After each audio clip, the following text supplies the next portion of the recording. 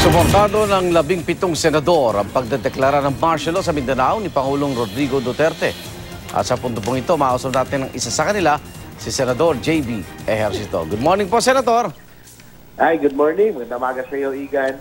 Opo, at paano kayo nakumbinsi na kailangan ng martial law sa Mindanao? May nung naganap na briefing, alam ko, nung Monday, at ano yung mga nabanggit doon na medyo masasabi nating tama yung deklarasyon na yan sa Mindanao? Well, sa tingin ko, Igan, no?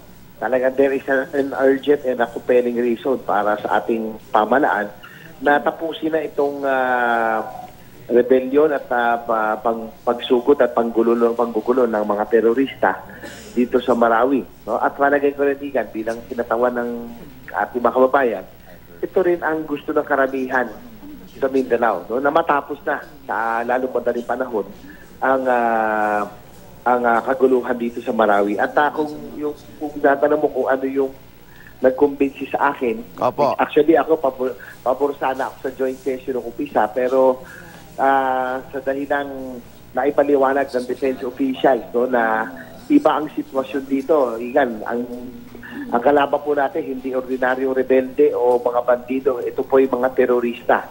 At napakahirap dahil mahirap yung identification, Igan eh. Halimbawa, iwanan lang nila yung mga baril nila. Napakahirap na. Pwede na silang mag-blend in. No? Hindi mo na malalaman kung sino po terorista, ordinaryong tao. Kaya yun ang sinabi po nila. Sinabi ko kung baka pwede naman doon lang sa area, no? Bawa sa Marawi o sa probinsya o sa region lang na may kaguluhan na i-declare martial law. Pero sabi nga nila, dahil ang terrain ay porous, no, madaling lumusot sa ibang probinsya, ang hirap mag-identify, mas mabuti na may martial law sila para mas mabilis nilang matapos itong krisis na ito. Paano kung eto na, may mga balitang dudulog na po sa Korte Suprema ang ilan para po mas malinawan itong mga provision ng deklarasyon ng martial law, Senador?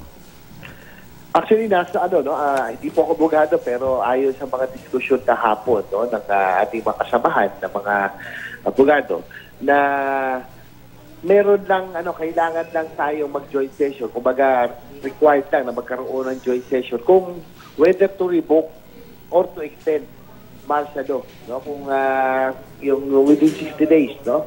So, yun lang yung talaga nakasaad sa Ligang Batas na talagang kinakailangan na kami po ay mag-continue as a joint, as one body. Senador, paano kung humingi po ang Malacanang ng extension dahil parang 60 days lang ho ito, no? Opo, 60 days. Pabor ba kayo sa extension? Depende, Igan, kung ano po yung sitwasyon. At siguro pare-pareho naman tayo na gusto natin matapos sa lalim madaling panahon. Yan na yung mga dahilan kung bakit kami po yung sumusuporta sa deklarasyon ng martial law. Dahil, siyempre, apektado rin ang buong ekonomiya. Nag-iikaya tayo ng investors. Kung ganito po ang sitwasyon sa Mindanao, sayang po ang lahat ng effort. Kaya naman po natin sinusuportahan yung deklarasyon ng Pangulo ay gusto natin na matapos na talaga. No? Yun ang pinaka primary reason o rason kung bakit tayo sumuporta po. Senador, maraming salamat po. Good morning. Good morning. Magandang umaga.